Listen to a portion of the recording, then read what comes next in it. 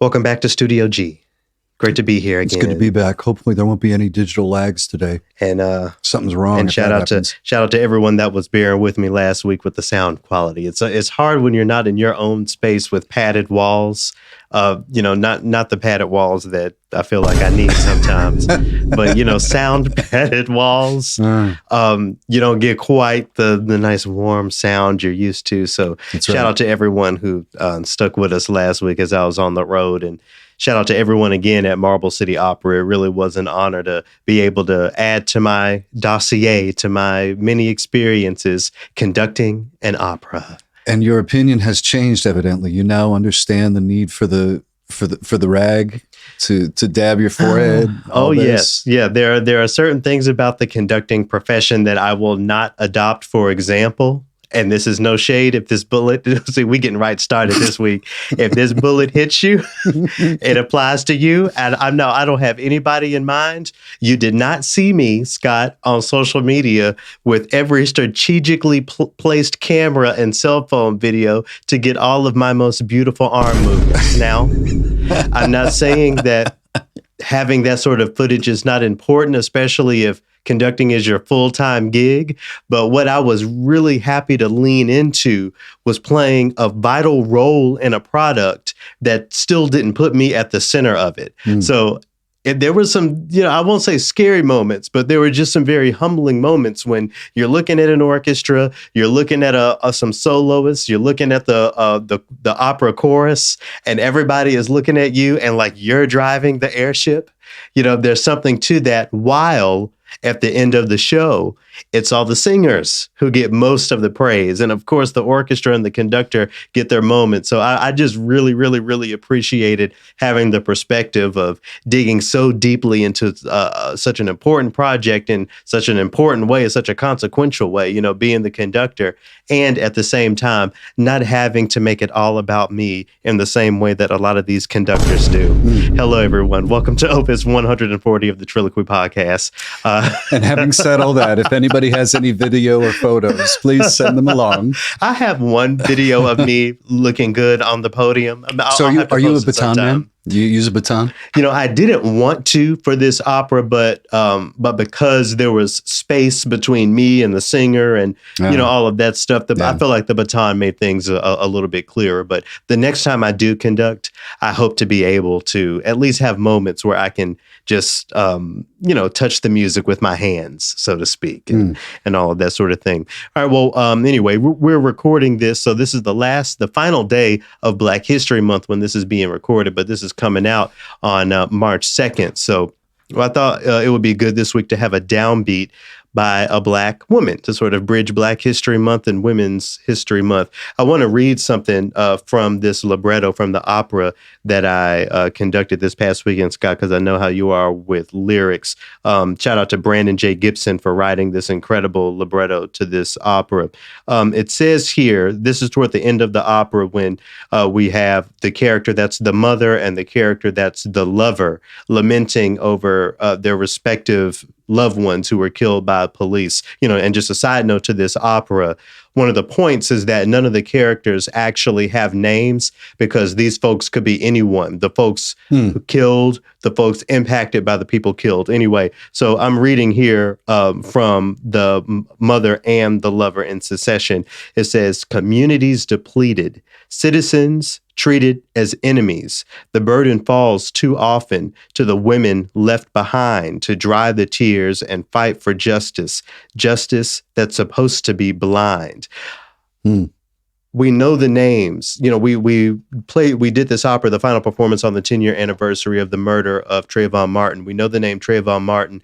We know, of course, the name George Floyd. We know the name Philando Castile, all of these men. And yes, while we do also say the names Breonna Taylor, the women impacted by police brutality, I feel like all too often we sort of forget about the living women who have to live with this reality. It's not just a headline for them. It's not something that comes and goes. It's a part of their lives forever. So in thinking about that concept, I wanted to get things started this week with a downbeat from Mamie Till, who of course was the mother of Emmett Till, who was lynched back in the 50s, and she famously forced the magazine, I believe it was Jet magazine, to put the photos of the funeral with the open casket to see how torn up his face was, for the world to see. And on the 30th anniversary of his death in 1985, she did an interview with NBC where she spoke to that. So we'll hear a little bit of that this week to get us started. The news media did not publish pictures of that nature because it was just something too horrible for the public to see. But if the world had not seen what had happened, the world needed this shock. They needed it. And when these pictures of Emmett hit the newsstands and people were really able to see what had happened to a youngster simply because of hate and race discrimination, I think it really let us see the ugly monster that race hatred is. It's almost as if it was embodied in his appearance, in his physical appearance. I wanted to bring that in again because in conducting this opera and spending the week thinking about trauma, especially as it relates to Black people, it's so easy for us to return to the conversation that we've had here, pimping out the pain and that sort of thing. And while it's important to really highlight Black joy, marginalized joy, the joy of marginalized people, it's also important, as I'm thinking about it, to return to some of these conversations. I wonder if you were the loved one of Emmett Till with the deformed face from the beating and all of that, would you have been as insistent on making sure the world saw that? Is that a decision that you think you could have made? Mm-hmm. It's interesting when you first played that sound clip, I probably went into it thinking I would want to keep that private. Yeah. But think about how angry you would be in that moment. Of course. Of course. And I got to thinking, no, I want you all to see what I see, what I just saw. And again, it would make me feel like as soon as they started to turn away from it, I'd go, no, look at it. Yeah. Yeah. Again. Yeah. Boy, that's such a personal decision too. Wow. What a position to be put in. So, man. So of course, in thinking about this, we also can't help but to think about what's going on in Europe. Of course, we're going to speak to the crisis in Ukraine this week. But when we talk about those ugly truths, as Mamie Till said, there are a lot of ugly truths that play a role in this discussion about Ukraine and all of that sort of thing. It seems like in the same way that folks can get tired of the Black trauma, or at least feel fatigued by the Black trauma, that feeling also exists when it comes to acknowledging racism as it covers the globe, racism as it exists in Europe, even in the Ukraine, as we have seen. That is an ugly truth. Do you have any advice or ways of engaging, approaching a conversation that's filled with nuance in the way that that conversation is filled with nuance, solidarity for Ukrainian people, and sending support in every way that we can, while acknowledging the racism that we're seeing in the midst?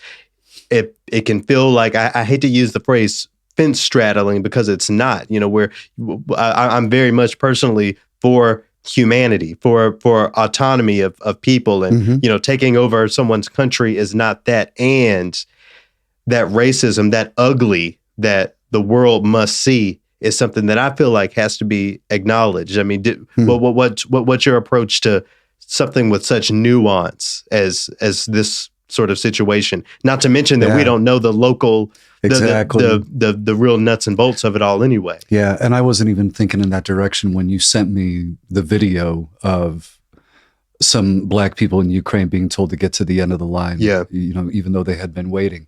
That never dawned on me to think. I don't know if that's my naivete or. I wouldn't have thought. Right. I wouldn't have thought there were Black folks over there. But even so, I wouldn't think that they would have time to be racist as your country is being invaded, to act like that. Yeah, and there's so many different ways that you can get information that oftentimes isn't being verified, right? Right. So my advice would be verify before you retweet or send it along or comment on it or something like that. And I saw, I haven't I've spoken to the issue on social media. I haven't retweeted any articles or videos, but the first one I took a second look at and waited before I said anything, because you never know what people manufacture. Right. But I'm well beyond 5, 10, 30 videos and, stories of anti-Blackness that's being described over there. It's a shame the way that racism in many ways is impacting that situation. Again, we'll get to some of this in the last movement, in the fourth movement, but even the way that this crisis is being considered in the Western world as something that's different because these people are white, these people are Christian, and we'll get there in the Triloquy. But anyway, all of that to say,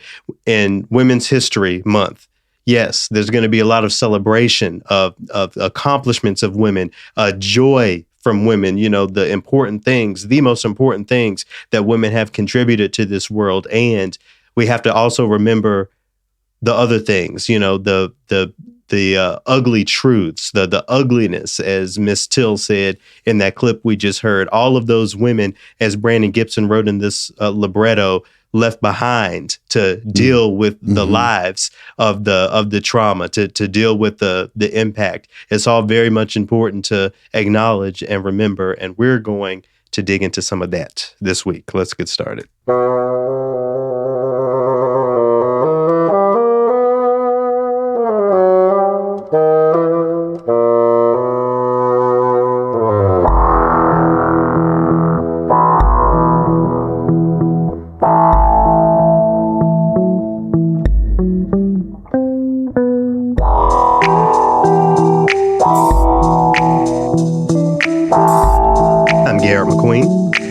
I'm Scott Blankenship. And this is Triloquy, Opus 140. Thank you to returning listeners. Thank you for continuing to support this show and help us maintain our status in the arts ecosystem as true agitators. Both of us, Scott. It's in print. You cannot deny it. I still smirk at it. to new listeners, thank you so much for checking us out. Triloquy is a podcast that takes the phrase classical music and sits it beside all of the other genres of music and all of the other conversations around the world in an effort to make it more relevant, something that can bridge a gap between conversations, communities, and the people and experiences that make them up. For more information on the Triloquy podcast, visit triloquy.org. You can listen to past opuses, find out how you can donate to the Triloquy podcast, and much more. In addition to your support for Triloquy comes from Springboard for the Arts, a local arts institution here in St. Paul that makes sure artists can make a living and a life. More information on them at springboardforthearts.org. Of course, I would like to once again thank Marble City Opera, Catherine, and everyone down there for offering me the great privilege of conducting the world premiere of I Can't Breathe. Scott, after it's left Knoxville officially at this point, and it's also going to have performances in Los Angeles, Cleveland, and there's one other city I'm not thinking of right now. My apologies. But so this brainchild of Knoxville natives, again, shout out to Brandon Gibson, is growing and is going to move on. So this is a story that more and more people are going to really get to see. So what are they going to them? Are they going to contract a different conductor in each of the cities then? Is that the plan? Yes, I'm done waving my arms for now, because when I tell you I was soaked after each and every one of those performances, I looked fly though. Right. I looked fly, Right. Yeah, I think you saw one. There was one. That was one of three. Because I can't wear the same thing every night. Yet again, if anybody has any good angles, please send them our way. Anyway, what an honor. And I want to give a special shout out to all of the musicians in the orchestra. It's so easy when you go to a city or think about so-called professional musicians in a city to go straight to the faculty of the local university or to the local symphony or whatever. With the exception of the violist, who I happen to know, shout out to Robin. I hadn't really had any experience with any of the musicians. Some of them were students at UT, and others of them were just local professionals. And I have to say, shout out to everyone who's out there freelancing. There's some real talent out in the world that doesn't always have the main stage at Orchestra Hall or whatever your town thing is, but they are out here. I am so feel so privileged to have gotten to work with everyone with the Marble City Opera Orchestra. So shout out to each and every one of you. And I also want to give out a thank you to East Tennessee State University, Sean Donovan over there. I had the opportunity to speak to their brass class. Basically, I broke down the episode of Triloquy, the Opus of Triloquy that we did last week. So we were talking about Paul Robeson and class solidarity and all that sort of thing. I played clips from that House committee thing that we listened to last night, and just open the floor up to conversation. And, as you say, the kids are going to be all right. I love the depth that we can get into in conversations like that, at least as I was able to get into at this class at ETSU, because certain concepts are just agreed upon and understood. I feel like these days, especially when we talk about politics, but certainly in the arts, the baseline of facts isn't the same. So it's nice to have a conversation with some folks who I don't have to convince about a concept about American classical music. We can take that we all agree upon and apply it to how we think we can integrate that in a beginning band room, for example, or how we approach our music lessons. So just taking the conversation and having the next conversation, elevating what we're doing with a renewed concept of classical music as it applies to the United States. So shout out to all of the students over there. Thank you so much for tuning in. Thank you, everyone. Let's get into Movement 1. All right. Well, first and foremost, prayers to everyone impacted over in Europe by the violence. Mm-hmm. I have seen news articles where Russian soldiers are being captured, and allegedly they're saying that they thought it was a training exercise. They were told it's training. They're doing something they don't know about. Of course, all the folks. That's crazy. I know. All the folks in Ukraine who have had to evacuate, who have to deal with, if anything, just the trauma of hearing missile sirens. What do you even do in that moment? Yeah. What do you grab? The money in your bank, or it's. I can't imagine. So prayers to all of those people. This issue has touched the arts directly in many ways. But one way I want to highlight comes from an article that was published today, or at least updated today. This is from National Public Radio, NPR. The title is Metropolitan Opera Says It Will Sever Ties with Putin Allied Artists. Isn't it something? Before I start to read this, just last week, we're talking about Paul Robeson going over to Russia and finding solace, finding peace, and us talking about the ways in which an idea about Russia may be the result of some conditioning from news media and XYZ, the difference a week makes, Anyway, let me read here. It says, New York's famed opera house, the Metropolitan Opera, announced Sunday that it will suspend its ties to Russian artists and institutions who are allied with Russian President Vladimir Putin. In an interview with the New York Times Sunday, Gelb said, it's terrible that artistic relationships, at least temporarily, are the collateral damage of these actions by Putin. Let me go down here and name the people. It says Gelb did not specify which institutions and artists it intends to suspend from collaborations, but three of the most prominent that have been actively allied with Putin are the Mariinsky Theater in St. Petersburg, its general and artistic director, the conductor Valery Gergiev, who is also the Met's former principal guest conductor, and star soprano Anna Netrebko, who appears frequently on the Met stage. There's a lot. There's a lot to deal with. Okay, first of all, let's rewind. Peter Gelb said, it's terrible that artistic relationships, at least temporarily, are the collateral damage of these actions by Putin. What is the redemption going to look like? Exactly. What has to happen for Peter Gelb and him to say, oh, well, okay, it's fine. Come on back. It's fine. For the violence to stop, when some sort of peace is garnered, issued, whatever ends up happening. An earnest apology? That's what they need to do. Apologize for. No, I'm throwing that out as a possibility. Is that on the table? Would that be worth it? I suppose it's on the table, but an apology isn't going to. Again, we just spoke to the trauma that these people are facing. I've only read about one death. I'm sure there's been more than that by now. Surely by the time this comes out on Wednesday, An apology doesn't bring those people back. Right. No, I'm just, like I'm saying, I'm just spitballing here with you. So, I mean, for him to, and he stepped cringe. in it a lot. That's very cringe and something to deal with. But anyway, when we come down here and talk about Valery Gergiev, he's one person, but Anna Netrebko is who I want to focus in on because, let me go ahead and. Oh, yes.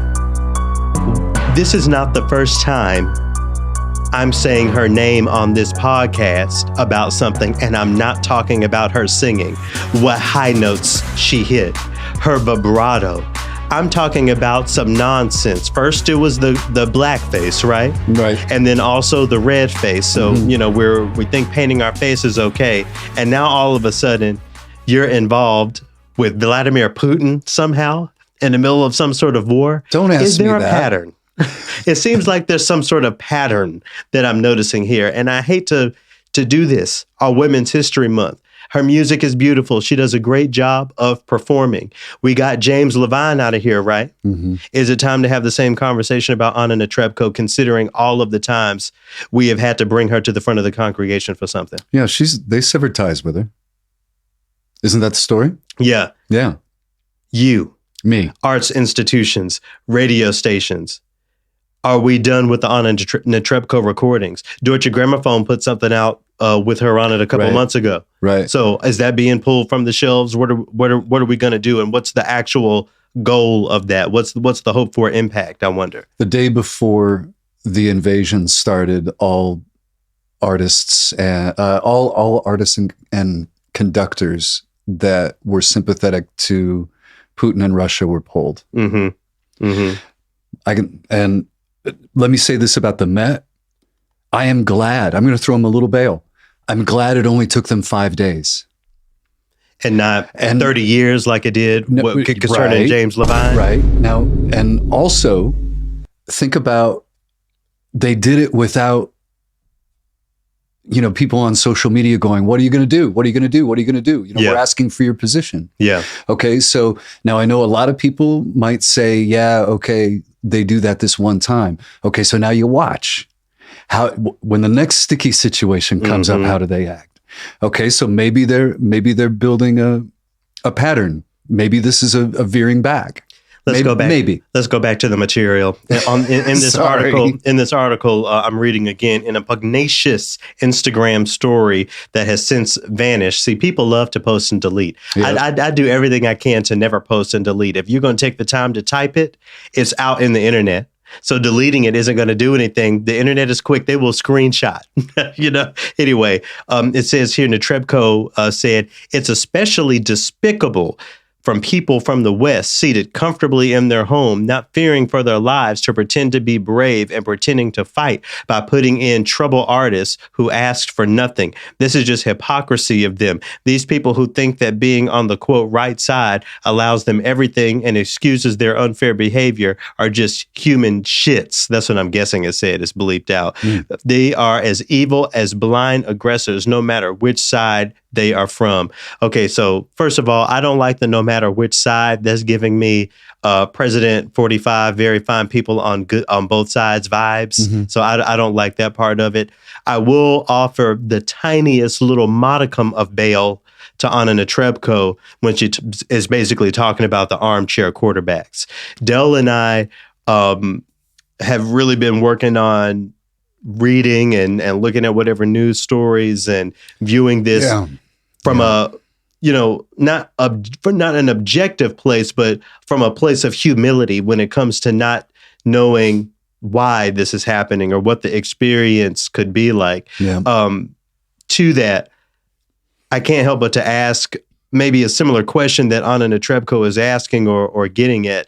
What is doing this actually doing for the cause? Are doing for the people. Last week, one of the things that Damien was talking about was what is enough, or how do we measure what is an appropriate or consequential action as artists. And I think while, we need to get Anna Netrebko out of here if she's being sympathetic to Putin and all of that, I'm not offering her that sort of bail. I do think it's fair to ask that question of ourselves. what is, posting the flag or removing X from a playlist or whatever, what is it doing at the end of the day? And is there something that's more consequential that could be instituted? I think that's a fair question. Yeah. Yeah. We get back to the concept that we had 2 opuses ago of the company you keep. Right. And, like in 2017, I got all of my accounts out of Wells Fargo because of their pipeline position, right? Right. Whereas the credit union I went to had no money invested in it. So did it hurt Wells Fargo overall? No, but I feel better about it. Yeah. Okay. So now offering 30 seconds to someone who is sympathetic to Putin on the radio, and then airing their recording, it can be compared to that. I think that's fair. Yeah. And displaying values in every way that we can. And to Anna, if she doesn't think that she should be judged this way, that she should be an artist and not asked to take a position on something happening with her country, too bad. You are in that position. Yeah, and let me read to that point that you're just making in this article. It says, in a statement posted to Instagram in both Russian and English on Saturday, a day ahead of the Met's announcement, Netrebko wrote that she is, quote, opposed to this war and maintained that she is, quote, not a political person. But she went on, forcing artists or any public figure to voice their political opinions in public and to denounce their homeland is not right. I would consider you a public figure to an extent. Well, how do you feel about that? The idea that public figures are being forced to voice public opinions, political opinions. Yes, because people want to know if they are going to support you or not. I think I think there's a lot of privilege in having large platforms. And what did she say? Artists, public figures. I think there's a lot of privilege there. And with that privilege comes responsibility. There are people who don't have that platform and don't have the opportunity to speak truth to power. So personally, I think the so-called political opinions, certainly when it comes to human life, is inexplicably linked to one's personality, which should play a part in the presentation of a public figure, certainly in the arts. That's just my opinion. Sure. And people want to know who they're supporting, not the least of which financially. Right. So you're not going to go shoveling money at a concert ticket or DVDs and T-shirts of an artist that is a Nazi, are you? Do you think a broader engagement of that expectation, artists, public figures putting their political whatever out there in the open, what is the impact that you think that will have on arts spaces?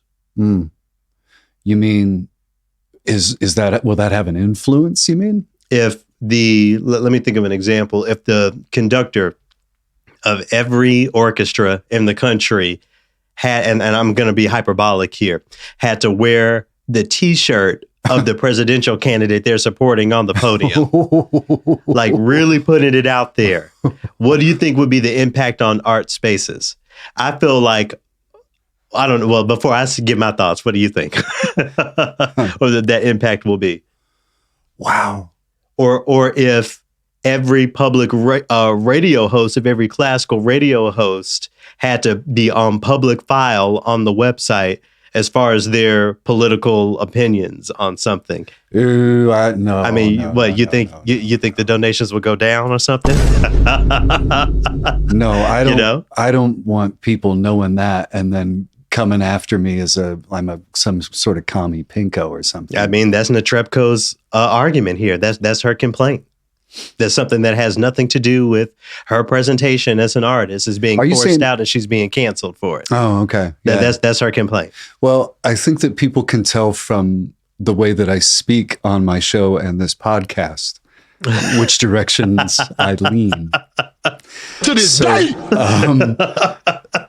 And the heat that I take for it is what it is. And you know what? That's part of it. Yeah. So Anna, you're out here and you're playing the game. So play the game. All right. What do you think about as we transition? And I put this on Twitter today. I see everybody pulling out Shostakovich. And I get it. I also went to music school. I've also read an article on the internet before. And I have read an article about Shostakovich and Russia and all of those things.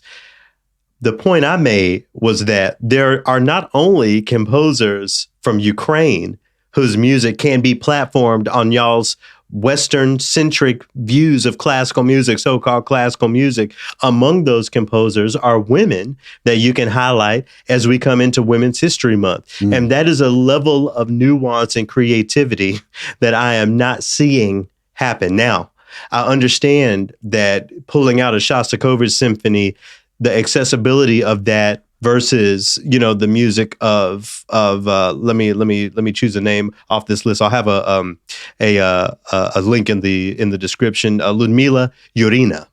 I'm sure Ludmila Urina's music is very beautiful and can be played by many orchestras. I understand that they probably don't have that on the shelves of the orchestra library or whatever ready to pass out. I get it. And this is what we're talking about when we talk about equity, going the extra step. So that's my word of encouragement there. I get it with the Shostakovich. And really, I also said this on Twitter. Somebody else agreed with me. It's Prokofiev really who we need to be highlighting when we talk about music that stood against Russia, because if you don't remember at the end of Shostakovich's life, he went ahead and joined the party, right? Okay. Prokofiev made it to death. He loved freedom to death. Stalin had one of his friends killed and then made Stalin write some, Stalin made Prokofiev write some music for his birthday, just to rub his face in it. We have the war sonatas of Prokofiev, some of my favorite piano music, but at the same time, let's go a step forward and do everything we can to really bring this DEI thing, this highlighting music by marginalized genders to life. And I think, putting music out there by women composers from Ukraine is essential. So I'm sure this is easier for the radio programmers than the orchestras or whatever. But in this time, I just want to encourage everyone to do that, to go the extra step, try to find a woman composer from Ukraine to platform and to highlight, give that music some play, give that music some air so that we can continue to expand this idea of classical music when it comes to equity, when it comes to gender equity, that and more opportunities to tie the art form and the people who have created this art to things that are happening in the world today. We can really have the conversation in a genuine way on our platforms and in our classical spaces, Scott, if we make the connections real, make the connections today, and do that within what we're talking about with DEI. So I'm not saying that it's the wrong thing to highlight Shostakovich. Shostakovich is one of my favorite composers. He's up there. I also am always looking for the way that we can continue the journey, expanding so-called classical music is not a destination, it's a journey. There's always room to grow. There's always something to critique. There's always a little dust in the corners. I want to see more music by women from Ukraine in the mix as we move forward, looking at this issue as onlookers here in the United States. So to all of that, I would like to highlight today the music of a composer named Bohdana Frolyak, just a little bit about her. Bohdana Frolyak was born in 1968 in Oblast. She completed music school in Lviv in 1986 and in 1991, and has music that has been written as late as 2011 that I'm seeing here. Today I'm going to share a little bit of her clarinet concerto as performed by Wojtek Mrozek. I hope I'm pronouncing names correctly. Again, prayers to everyone in Ukraine, to everyone impacted here in the United States and around the world by this violence. Give peace a chance. Music here by Ukrainian composer Bohdana Frolyak.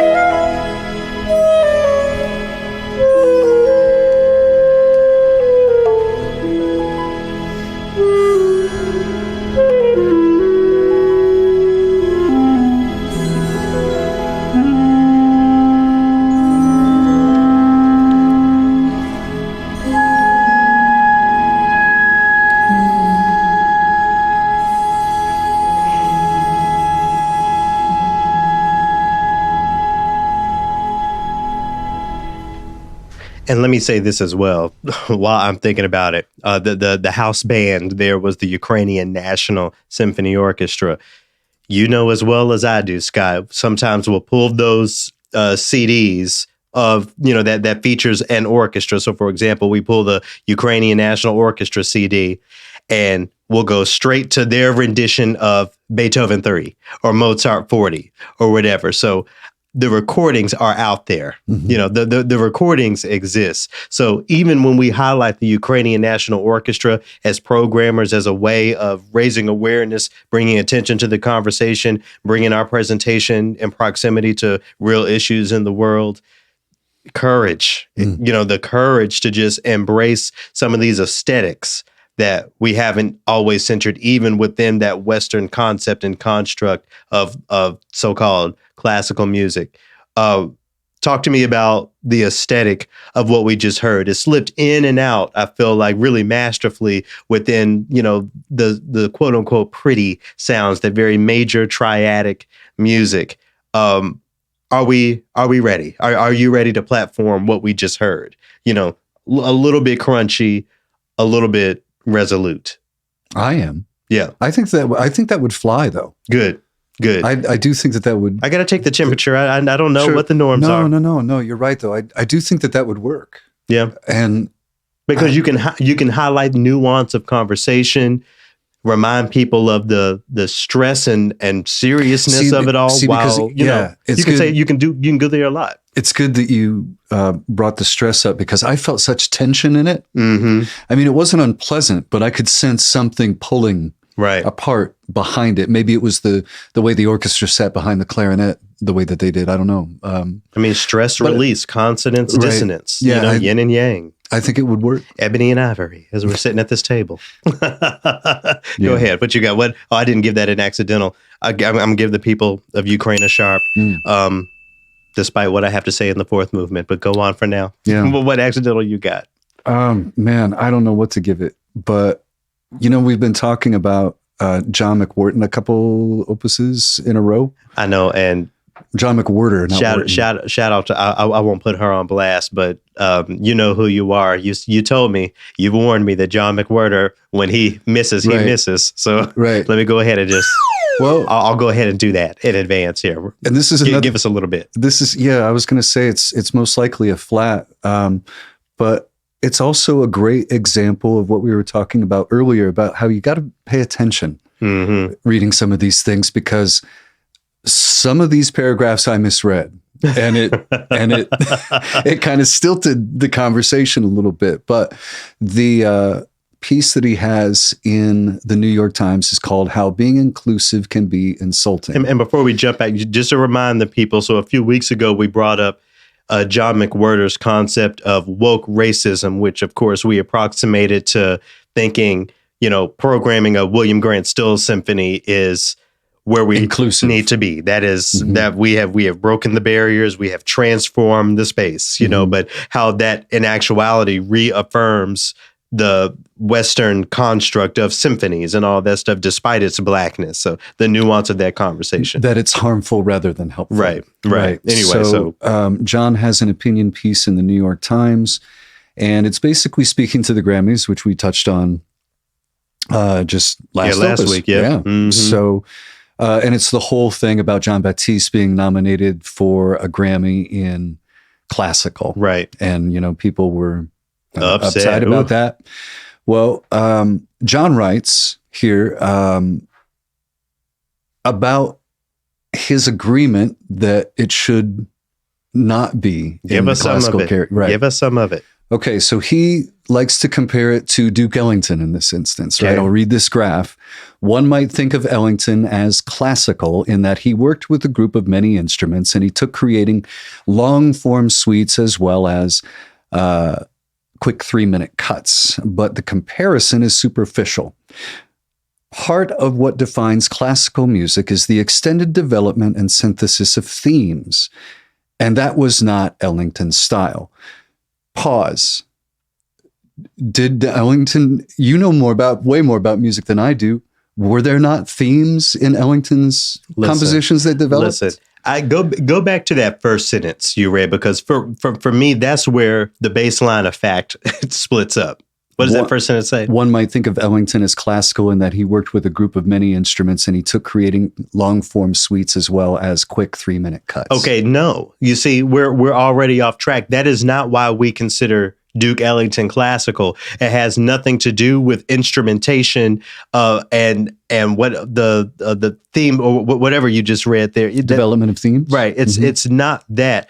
The reason it's classical is because it's foundational to what the United States has provided to the world. It's the music that makes up what defines America uniquely on a global scale of music and a global ecosystem of music. It has nothing to do with the fact that he happened to be using orchestral instruments or whatever. So I think that's where we get hung up. Again, dismantling the ideas of classical music takes so deep, these concepts are so deeply rooted that folks think the approximations we're making are based on things that they're not actually based on. So once we can understand that it's Duke Ellington's space on the timeline and the impact that it had, that makes it classical, and not what he actually produced, that's when we can begin to understand. And that's when I get to justifying John Batiste and whoever else as classical music, because it's stemmed and rooted from there. You know, as I repeat over and over again, if you go to other parts of the world, their classical traditions have nothing to do with violins or flutes or trumpets or any of that. That has nothing to do with the fact that it's classical. It has to do with its foundational nature in that culture. And that's where we are with what we call jazz. And yes, I understand that jazz and classical, connotatively are different things. I put jazz under that classical umbrella as an American form of classic music. So when we're using reasons that he lays out as, trying to dismiss it from this classical category, we can't even have that conversation, because that whiteness of what is classical music is still lingering in the way that he thinks about it. He also points to the fact that just because Batiste has this little 2-minute thing from, that film, which whatever he's being nominated for the Grammy for. Right. Like to compare that to something that Chopin wrote as condescending. Your thought, your feedback, your thoughts.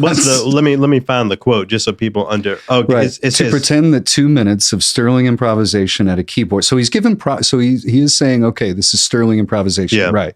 So to pretend that improvisation at the keyboard is the same kind of music as a Chopin mazurka is condescending. To go on, it recalls the way reviewers used to go goggled-eyed over rappers making references to things in the news, as if watching CNN made Jadakiss a pundit. Listen, I feel like the anti-blackness is jumping out.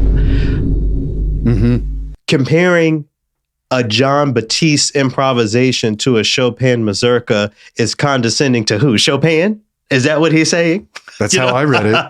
Well, how dare you? How and maybe there's something I'm misunderstanding here, but again, I feel like that racism, that white supremacy of the way we think about music, it's so deeply ingrained that the idea of connecting all of this to classical music, those sounds to classical music, it sounds ridiculous, because again, the baseline of fact and the baseline of understanding is not there. I often feel like, in the downbeat, we were talking about Mamie Till and, just repeating this process of talking about the pain, talking about these ugly truths. I often feel like I'm repeating myself when I talk about the reason why the phrase classical music needs to be reframed for our perspective and our experiences. But the reason why I repeat it is because it's foundational to the rest of the conversation. And like I said, when I was talking to the kids at ETSU, there was just an understanding of why the Negro spiritual is American classical and why the things connected to that, including jazz, are American classical. So that means we can have a conversation. But, when you can't help but to, when you can't sever the traditional notion of classical music from that phrase, it creates the cognitive dissonance we're seeing in this article. I mean, even you, as you were reading and we were talking before we turned the mics on, you felt like he was flipping the script within this single piece. Right. And I feel like that's because of the dissonance that's there. Something's connecting, but something's not quite connecting. Right.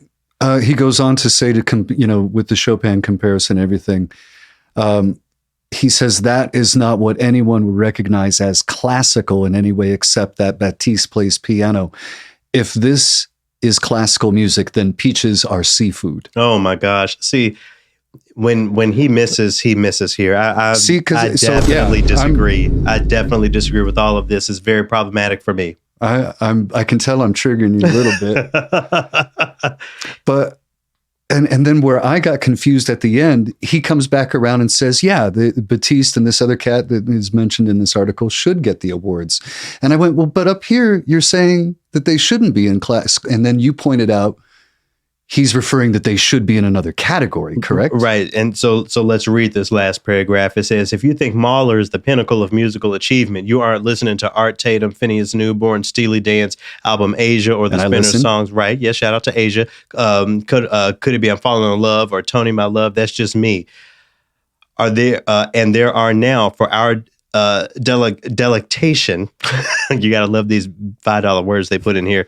Jazz, rap, world beat, folk, pop, house, salsa, merengue, bachata, and fusions. Among all of these, and art and participation in them by Black people, Batiste and Stewart should be getting Grammys for their part in them. So, basically, what you're saying is he's saying we have all of these Black uncivilized neighborhoods of music that have great music, but Batiste and Stewart need to take their Black and brown asses to another category of music because this thing called classical belongs to the whites. That's exactly what he's fucking saying. Tell me he's saying something different. That's what I hear.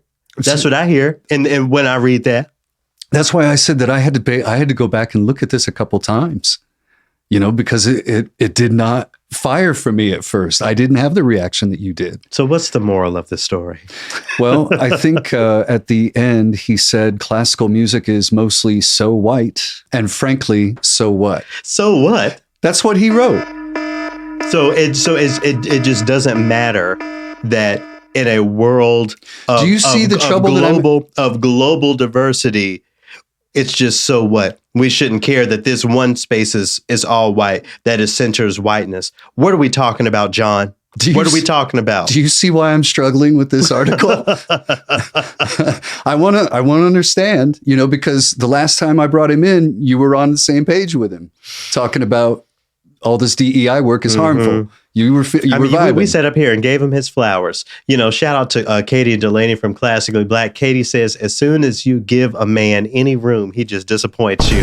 I got to agree with Katie today. I'm sorry. I got to agree with Katie this week because this is pitiful. Anyway, my moral of the story is this is an example of why we have to reframe the way we have been conditioned. Again, in this article, he himself is saying that most people would not think of that music as classical. Mm-hmm. There's a reason for that. That status quo doesn't exist just because. It exists because there has been a conditioning of that phrase, again, for the millionth time, for people who have never heard me say it before. In a world of classical musics, the only thing really produced from the United States, grown from the soil, unimported music, with the exception of music codified by indigenous populations, is the Negro spiritual. That is early American music, early American classical music, the only iteration of it. As that evolved over the years, we saw the evolution of that classical music in the same way that the European motet turned into whatever Bach wrote, turned into whatever Haydn and Mozart wrote, what Beethoven wrote, what Mahler and Shostakovich would end up writing, what y'all's favorite John Cage will sit here and put in the textbook. If we could break down, Scott, how much money it costs per class as tuitions at these conservatories go up. So whatever $400, $500 worth of class day, we're talking about John Cage and his silent piece of music. Okay. And we count that within within the genre, but we don't offer that same respect to the evolution of that Negro spiritual and how it manifested in different ways here in the United States, including what we call jazz. I really don't feel like the concept is that complicated, but we have to keep repeating that because once that is understood, once the conditioning of the whiteness connected to the phrase classical music is understood, the quicker we can dismantle that, and the quicker that bullshit articles, bullshit opinions like these can just move out of the way. Because we're thinking about that concept of classical music in an equitable way, in a way that is above and beyond the white conditioning that we have connected to that phrase. Anyway, enough of my preaching. What are we transitioning out of this with? What piece of, and it better be something classical. Since he came up with the hashtag So What, I thought, what better classical piece of music than So What from Miles Davis? The piece of music is called So What. That's right. What kind of, is this from a specific album, or it sounds so cool and so smooth? This is from Kind of Blue, and this is the peak of the cool period of jazz. So What by Miles Davis.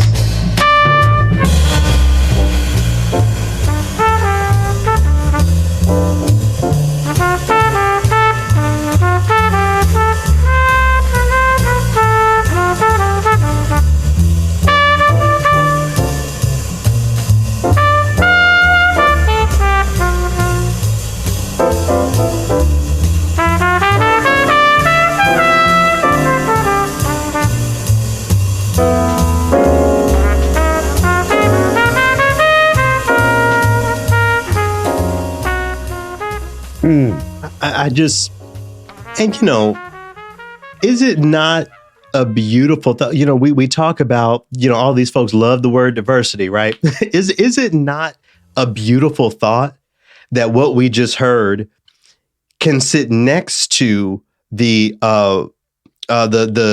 sitar concerto, or the big taiko drum pieces, or the powwow music of indigenous people, or mariachi, or the Andean music from Chile, next to whatever Mozart and Haydn wrote back in the day in Europe, next to the African drum and all of the inanga and all of those instruments.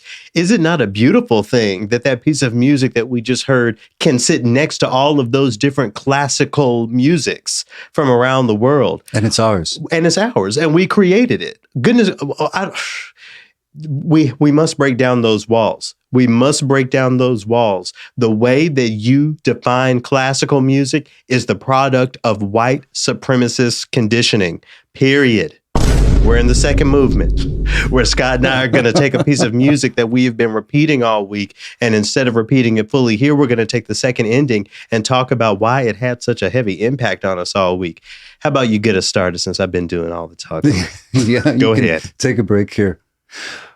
I found this woman that I brought in tonight because I did a quick internet search for Odetta Adams, who is a Black woman that started to record and tour with Tears for Fears in the late 80s, early 90s. And she added just a really nice dimension to a band that I already really enjoyed.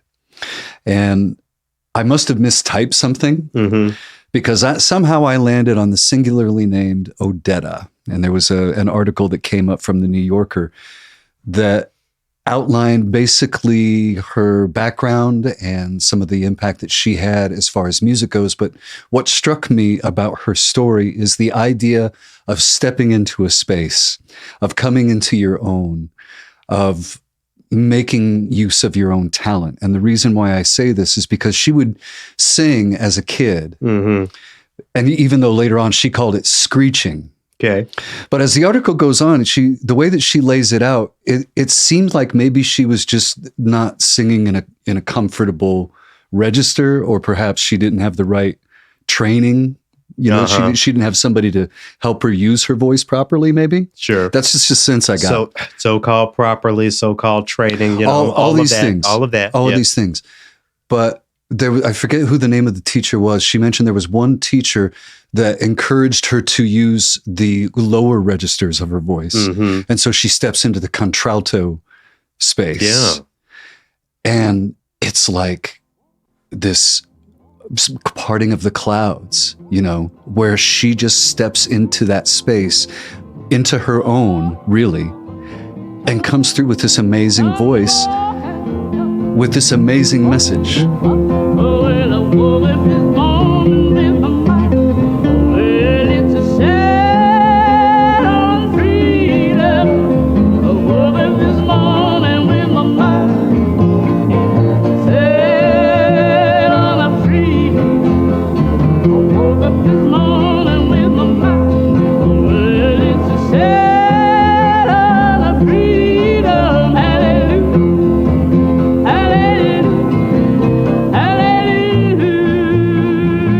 about to be mad. And let me tell you why. When you listen, when you really listen to the spirit of that performance, there's no separating it from the lineage of the spiritual. There's no separating it. She said, woke up this morning with my mind stayed on freedom, didn't get out of the bed, didn't do nothing. Okay. So what in it? So that, let's take it away from the music for a second. What does that phrase mean, understanding that is coming from a Black woman? If you hear a Black woman say, woke up this morning with my mind stayed on freedom, that means there is a history there. That means there is a legacy there. So much less it just being a phrase. We have the musical tradition to go along with it. How dare anybody talk about that is not classical, that belongs somewhere else? That's ridiculous. When you listen to that song, Scott, because apparently it had an impact on you, when you hear Odetta say that, woke up this morning with my mind stayed on freedom. What does that mean to you? When you wake up in the morning, I don't know what you have your mind on, but when you think about freedom, what do you think of? What does this piece of music do to you? There's a lot of people walking right now. There's a lot of people marching for Ukraine. There's a lot of people marching for the kids down in Texas.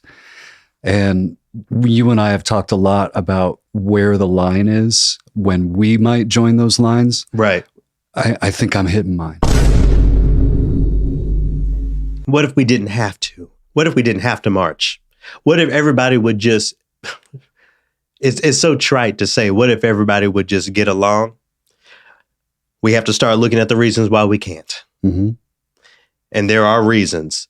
Money is tied to a lot of those reasons. Yep. Conditioning of our mind, the way we define things and think of things has played a big role in that. The way that we see each other, the way that we have been taught to treat each other. That is what freedom sounds like. Shout out to Odetta. Well, I feel like there should be a couple tunes that we put into the playlist. Have you been listening to other things? Waterboy is another nice one. That one has, to me, that has sort of a train feel, like a locomotive gaining steam as the piece goes on, and that makes me think of the rail lines, of the chain gangs, of let's face it, a lot of enslaved Black men who put those rails together. Let's take a listen to a little bit of that then, Waterboy.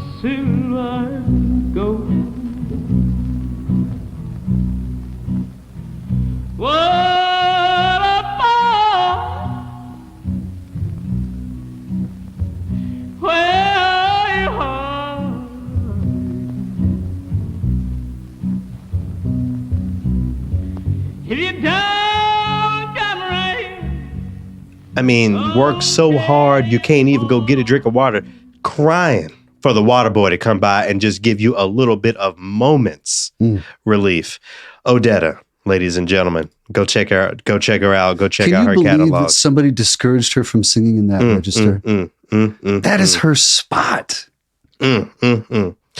Well, for me this week, there's another incredible woman that I want to be sure to shout out. So first thing I want to say is shout out to Melanie Dotson down at WUOT. So I didn't always know or understand March as Women's History Month. That is just something I was unaware of. And while we were working together, this would be back in 2016, she put a lot of energy and work into her programming for Women's History Month. So, I just want to shout out Melanie for putting me on and inspiring me to pay attention to this as it applies to my work and my programming.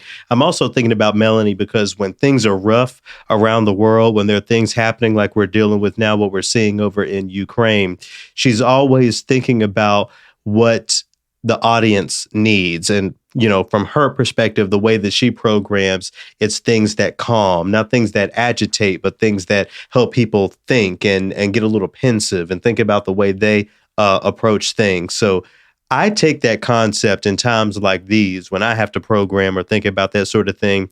And I still think there's a way to mix it with activism, with Black history. And to that, I've been spending some time with a harpist named Brandee Younger. She's based in New York. I've had the opportunity to perform with Brandee.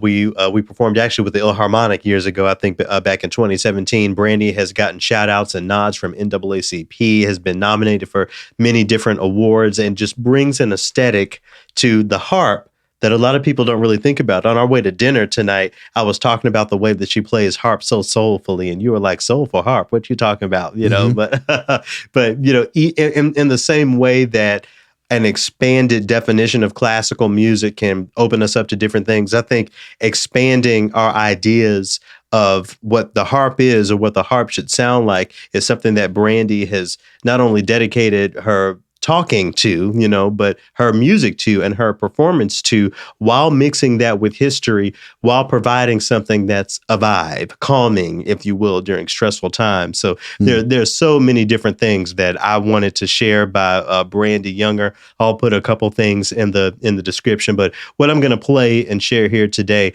is actually not a Brandee Younger original, but a piece of music as recorded by the late great harpist Dorothy Ashby. Dorothy Ashby on an album called Afro-harping, put on a tune called Gains. And this is a little bit of what Brandee brought to that performance of her rendition of it.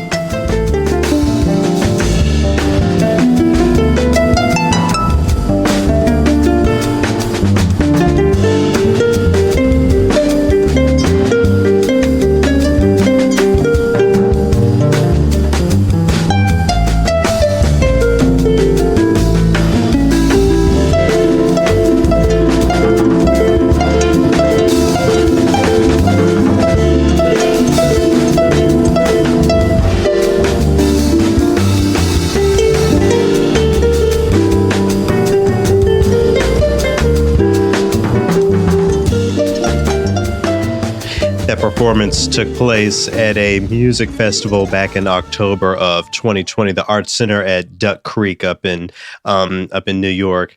A vibe, Scott. And as we talk about just expanding that idea of classical music, there's nothing offensive about a person driving home from work, having to deal with the person in the next cubicle, acting like they know everything about Ukraine that's going on. You got to listen to that all day. So you get in your car and you want a moment of peace. So you cut on the classical station. For me, that is an example of that moment of peace, A. B, how we can expand what we're talking about when we talk about the phrase classical music, and C, incorporating Black history and Black present into that. You're doing all of those things. See, we act like we have to do one thing at a time, that we have to play Prelude to the Afternoon of a Faun so that people don't have to think about activism, don't have to think about X, Y, and Z. But those things can be tied together in an experience that really fulfills an audience and gets them to actually pick up the phone during y'all's pledge drive or whatever, because you know how to engage their sensibilities and their experiences in the moment while enriching their mind, while teaching them. Brandee Younger is doing that with her recordings and the way that she approaches playing the harp. And as I said, you know, when it came to programming Prokofiev, Shostakovich, as opposed to the Ukrainian women earlier, let's think about that as well. If you're not touching Russian music or Ukrainian music or anything like that, you don't want anything to do with it. You believe that your audience, and you know how I feel about the idea of an escape, but even if you feel that way, you want that for your audience. There are artists to support. There are Black women to support during March, and there are ways for you to do that in a way that calms and teaches. Let's boost up our creativity. If we're not going to be on the front lines, you know, over there in Ukraine, everybody under 60 years old was handed a gun. Right. So, you know, that would be both of us, Scott. You love to talk about how you're old, you know, we both going to be there figuring out what to do. Right on. You know, so we can armchair quarterback all day, and we can use our platforms, we can use our sensibilities, and we can use our abilities to be creative artists to engage what audiences need in this moment,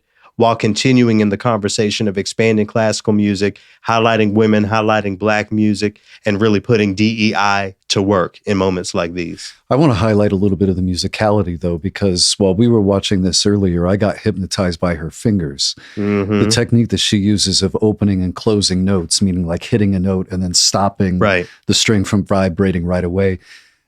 Now, I know from guitar that's difficult. Right. So the harp presents a whole different challenge. What do you know about it? Because she used a loop pedal at one point as well.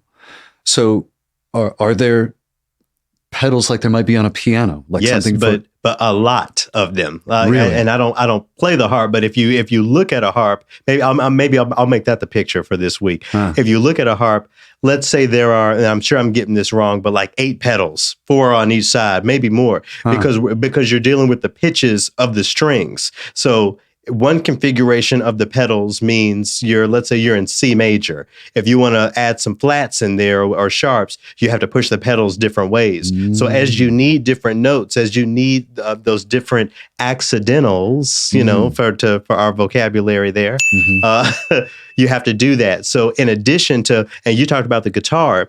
On the guitar, you work in one side of the strings. Okay, so you work on both sides of the strings as you're playing the harp, and you're pedaling and doing all of that, and you sound and fly. So again, how dare somebody talk about what's not classical? There's more technique in that performance and playing the harp soulfully and Black in that way than half of what Chopin and all these folks said or what they wrote or whatever. Shout out to Brandee Younger.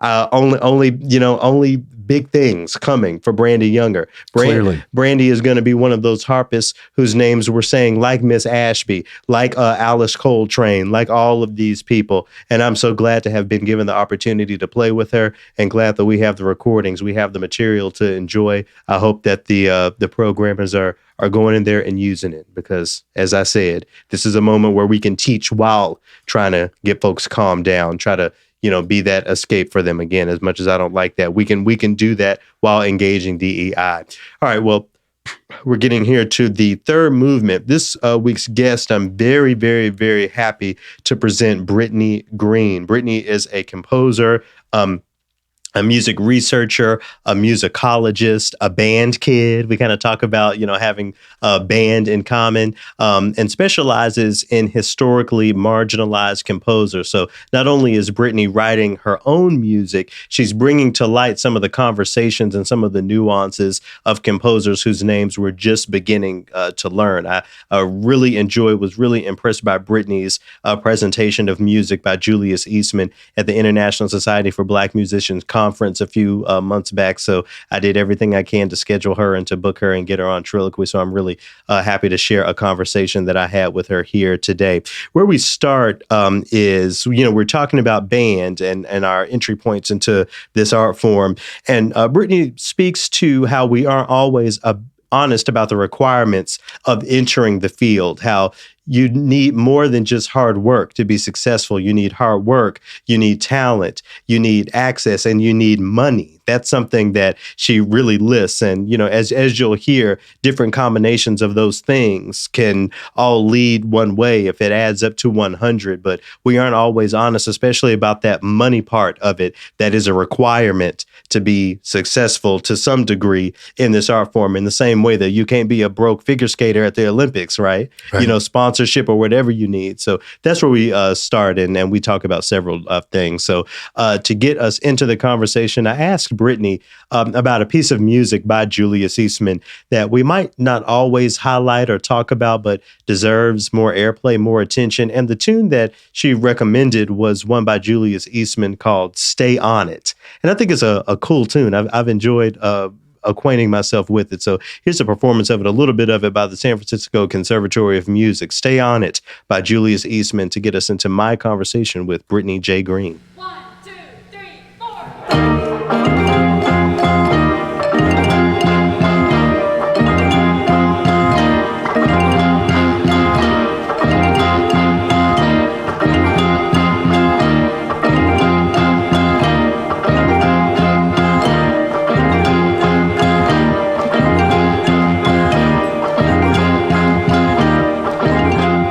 it's funny because, for example, especially, in our communities, you always hear pushback when, let's say a kid says, I want to be in the NBA. Mm-hmm. And there's always that pushback of, well, statistically it's very rare, but no one ever says, there's never any pushback when someone says, I want to be a concert master, or I want to be in an orchestra, which statistically is also like very, very difficult. And then even if you make it, you're not making NBA money, right? So I think, and I think that's prevalent, like from K-12 all the way through undergrad, graduate programs, and there's this just lack of transparency about what the actual experience is, if you even make it.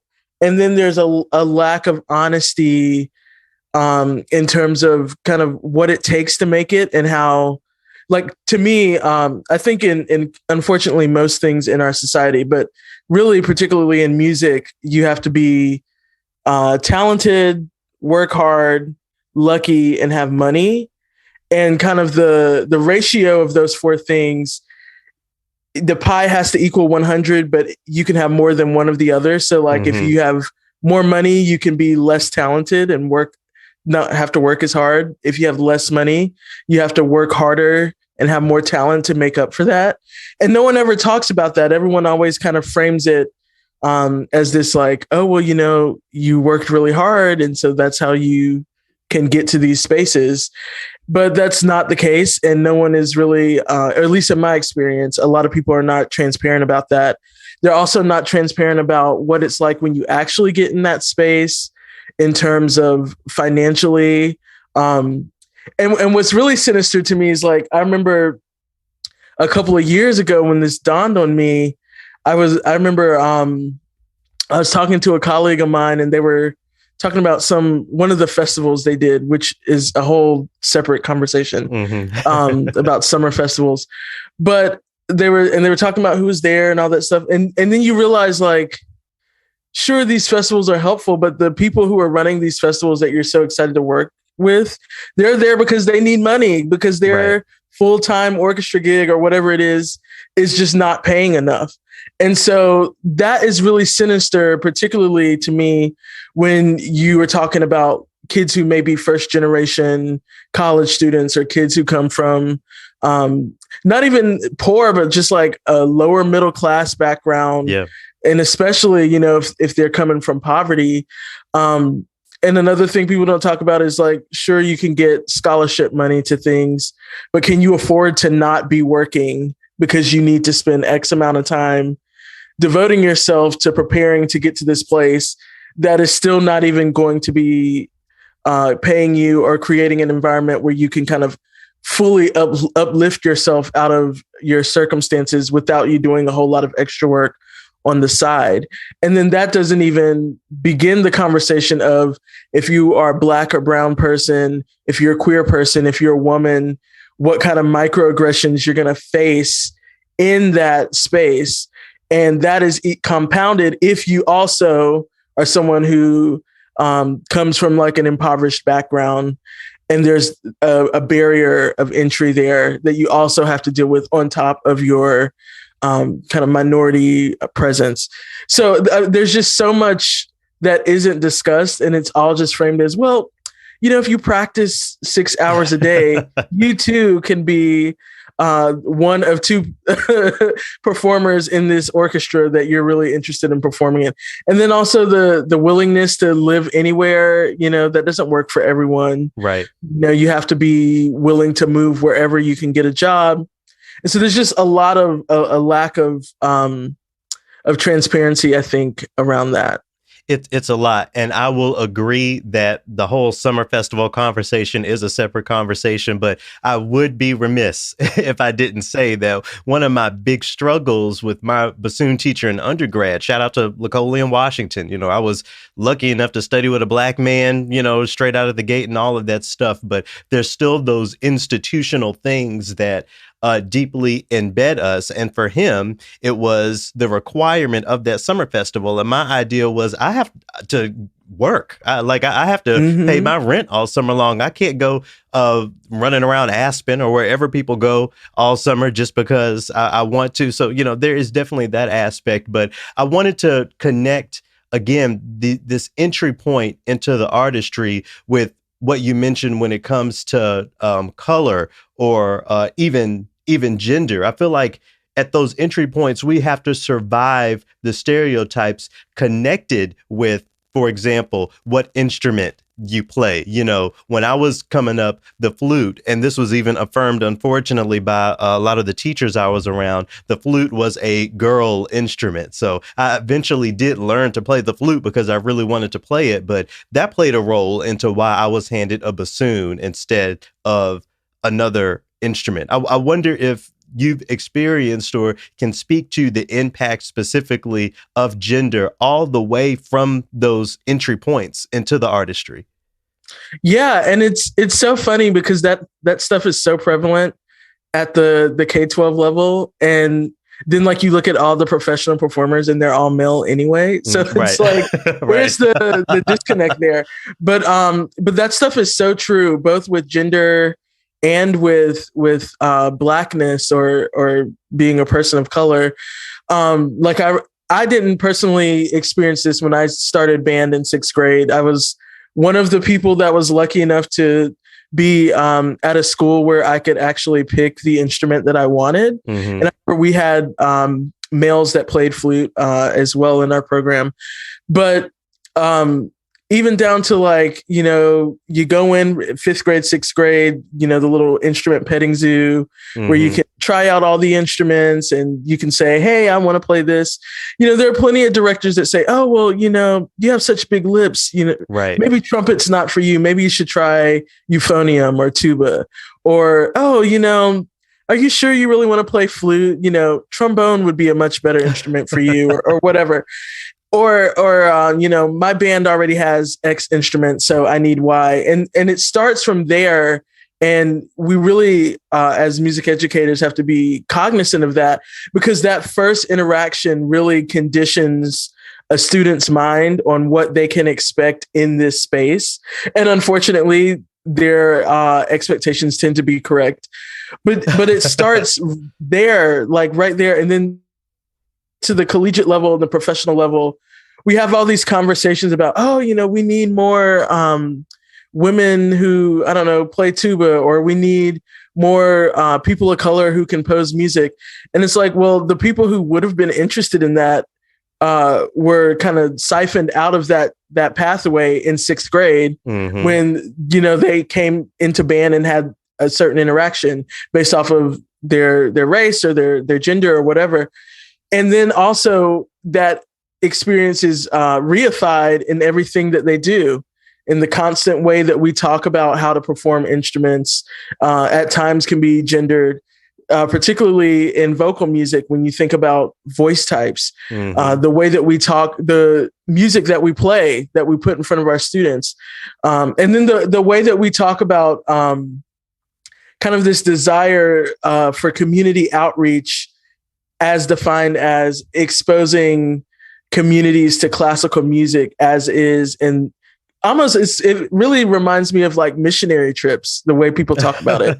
This, we need to convert them to without any kind of conversation with, well, what kind of music do you like? Or why don't we play music by a composer who looks like you, or any kind of conversation like that. And so then when people have that experience at 10, 11, 8, 9, and continue to have that experience confirmed, of course they're not there by the time, you get to grad school or the professional level. You've kind of weeded them out before you even started having a conversation about how to be more diverse. Yeah. As much as we can talk bad about the entry points, I do think there are some good things to acknowledge. In my opinion, coming up in band specifically sort of conditions the ear from the start toward a more contemporary sound, contemporary musical aesthetics based on, the fact that, insert band composer is much more contemporary than whatever is number 1 or number 2 in the Suzuki string book or even in some of the choral practices. I wonder if you consider starting in band an ingredient in the way you approach your own compositions today, a more contemporary aesthetic? Yeah, absolutely. Well, first and foremost, when I first started composing, that's the kind of music I was writing because that's what I was playing. But even beyond that, the idea of a composer, at least in my experience in band, was not the same that I imagined my colleagues who grew up either playing piano or in string programs, orchestral programs, their experience of the composer. Like for us, in our band program, a composer was not necessarily someone who was immediately there. They were removed from the music, but they weren't like dead, and they weren't dead for centuries. And so there was kind of this somewhat of an immediacy. I also had the experience of like playing music conducted by the composers in band. Like when we would go to honor band clinics, like let's say they might have, James Swearingen come and direct the band for this middle school band piece or whatever. So there was like an immediate, they're not, in the room with us, but they're not like this kind of idealistic entity that is no longer physically alive or available. On top of that, my experience in high school, my band director would arrange a lot of music for us to play in the stands. As a part of marching band, my band director went to A&T. So I had like a really nice kind of mesh between some of those kind of traditional HBCU band traditions, and then also chorus style band, and then also symphonic band, which was, I think, really like foundational for me, and just kind of opened my eyes to music can be all of these kind of different things. And so the idea of someone writing music for you to play never felt so far removed, because we weren't stuck playing only Bach or only Mozart or Debussy or whatever. So, and then that also translates into the aesthetics and the harmonic language. A lot of the harmonic language in those band works is much different than what you would get in kind of older classical pieces.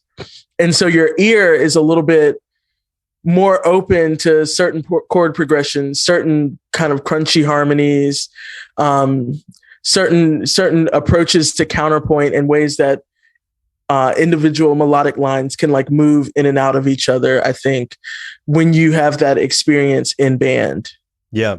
There's something I'm thinking about. We're going to talk about Julius Eastman a little bit, and I apologize in advance for the way I get here. So what you brought to mind was the mythos of Adam and Eve and how they didn't know they were naked until someone told them that they were naked. So like in a similar way of thinking about that, I'm thinking about composition as music, as a composition, and not necessarily crunchy or dissonant or those words that we attach to it. So with all those things in mind, do you feel like you created music that was later deemed as such, as different, as contemporary sounding, or was it from the start you knew that you were engaging something a little different? Yeah, I don't think I knew I was engaging anything different. You didn't know you were naked. No, I was, I mean, at the very basic level, just writing things that emulated what I heard that I liked, whether consciously or not, oh, I like this sound. Oh, it seems to be that you can create this sound by doing X, Y, and Z. I want to write a piece of music that does that. And at the time, I started composing really when I was in high school. And so I was like always playing band music constantly. I mean, we had band all the time between marching band and concert band, wind ensemble. I did a little bit of jazz band. So those were the sounds that I was hearing.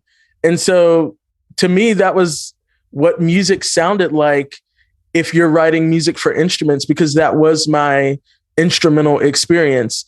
Now, once I got to undergrad and kind of got a little more exposure to classical music, I started to hear, oh, like this is kind of different. And kind of being like, okay, well, how do I like reconcile these things? And then as you get older, you realize it's a choice. You can either reconcile them or not. And then you kind of start making the decision to, I want this to sound crunchy, or I want this chord progression to be something people aren't expecting. So then it becomes more of an aesthetic choice versus in the beginning, it's just, that's what I understand music is. And so that's kind of what I'm writing. So I wonder if you can connect those realizations to your introduction to the music of Julius Eastman. Yeah, that's a great question. And I feel like I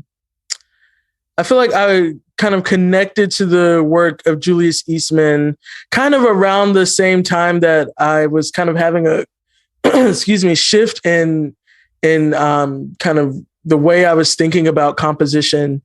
Because at first, you kind of you're writing what you hear, and then you start kind of pursuing composition more seriously, taking lessons and, exploring classical music, other kinds of music. And so then you kind of go into this space of, oh, this is what I should be writing, or this is how I should be manipulating materials in a composition. But then you kind of get to a place where you realize, or at least for me, there isn't necessarily a right or wrong. All of these things are just choices for you to make, or decisions for you to decide on. And so at that time when I was kind of coming to that final realization was around the time that I was introduced to Julius Eastman's music, just from desperately looking for music by Black composers, because I just wasn't exposed to a lot of music by Black composers in the academy. And I was like, I can't be the only one. I'm curious. And so I just got on YouTube and, went down a rabbit hole and came across Julius Eastman's work and was really fascinated and blown away by it at that same time that I was kind of thinking of aesthetic as more of a choice or a series of decisions that you make for some conceptual reason or a musical reason, not necessarily a finite blueprint that you have to follow. And I think that was like the perfect time to discover Eastman, whose work I think really embodies that understanding. It's one thing to put Julius Eastman's music into a box for aesthetic reasons, but I imagine there's more than that going on, at least when it comes to his music within certain institutions. I think it goes without saying that his most famous or most infamous works belong to the Nigger series, Crazy Nigger, Evil Nigger, those pieces of music. Do you think the marginalization of his works is fueled more by the aesthetic of the music, the use of that word, the narrative he's trying to share with audiences by even writing a piece of music like that? What do you think is the primary thing that keeps his music sort of in the corner, even still today? Yeah, I definitely don't think it's the aesthetic. I mean, because we hear music that is at least in that same vein. But I definitely think it is I feel like the names of the pieces, particularly the Nigger series, it makes people uncomfortable, and it names something in the room that people don't want to address with. And then when you couple that with the speech he gave at Northwestern in 1980 about those pieces, that really brings up some conversations people don't want to have. And I think that it's just easier to kind of push that aside. And then also his personality, the way that he refused to perform as a composer, because I tell people all the time, everything we do is a performance. So being a composer is a performance, especially a Black queer man in that space, in that time. That is, there's a performance that is expected of you in order to succeed in the traditional sense in that space. And Eastman refused to do that. And I think his refusal to do that certainly shut doors for him. Pissing off John Cage also probably shut some doors. And in those doors shutting, there seemed to be kind of a decision to kind of push him and his music to the side. Now we're kind of seeing a reemergence of his work in terms of performance and scholarship. But even in that reemergence, almost no one talks about the Nigger series. I think I've encountered like maybe one or two things that that actually engage with that series seriously. A lot of it's, and I don't think I've heard of it being performed recently either. A lot of times it's Stay on It or maybe Feminine, some of the other works, but people seem to have the cello, the work for celli. People really seem to be actively avoiding the Nigger series, even though I think it's some of his best work compositionally. So I'll just ask frankly, I know that there are folks who are going to ask me, people who are not Black, well, if I want to platform this piece of music, if I want to say something about it at a concert, I don't feel comfortable saying that word. What would be your advice to those individuals? Yeah, I would say don't say it. But I don't think that just because you aren't saying the word and shouldn't say the word, depending on who you are, that doesn't mean you can't perform the work or have the work on a program. I think there's something interesting about kind of with Eastman using that title, there is like a certain kind of barrier of access, particularly for white folk, in that piece, in that you can't say this word. Is how am I supposed to perform this piece and I can't say the word, and then I'm uncomfortable with the word and with the context and the concept behind the piece that he was thinking about. And I think that there's something in that discomfort that is important for us to explore. And so my thing is get comfortable with being uncomfortable, and also comfortable with there being things that you can't access in the piece. You can access the sound of the piece, but you can't access the title of the piece. And that's okay. And explore that. I think that's a beautiful place for conversation. But people just don't seem to want to engage with that. And even more so, I think the point is often missed because of the shock value of the title as to what Eastman was talking about. You know, we can go back to that lecture, but I feel like, you know, the majority of the so-called classical field and the presenters therein, they can't even speak to that. I sort of feel like it's a disservice to the composition to just play it and not at least have some sort of conversation or understanding as to what he meant by using that word. Is there a streamlined or elevator pitch you have when it comes to the purpose of the piece and the purpose of the use of that N-word? Yeah, I think part of the piece, and I mean, I don't necessarily think Eastman intended it this way, but I think that speech he gave at Northwestern right before the premiere of these pieces is as much a part of the performance of them as the musical material itself, because it really kind of contextualizes what Eastman was thinking of these pieces, and then also the way in which he was thinking of the word nigger. He defines it as like the ground of something, and he talks about the American economy and the nigger being the ground of that. And I think that's really powerful, especially when you put it in the context with, say, Evil Nigger, which is for 4 hands, 2 pianos, and so you're looking at the physical space on the stage that Eastman is demanding with this instrumentation, the labor force of performance that he's demanding, 4 pianists, 30-minute piece, and they're just playing these fast, repetitive, repeated pitches. And I haven't played the piece as a pianist. I'm not a pianist, but it looks exhausting to play. And so I feel like that's such an interesting commentary about what does it mean to listen to this music and watch it performed, this piece that looks very laborious under the context of being called an evil nigger as defined as the ground of something, thinking about it in context of the economy and capitalism. And I think that is as much a part of the piece as the musical material itself.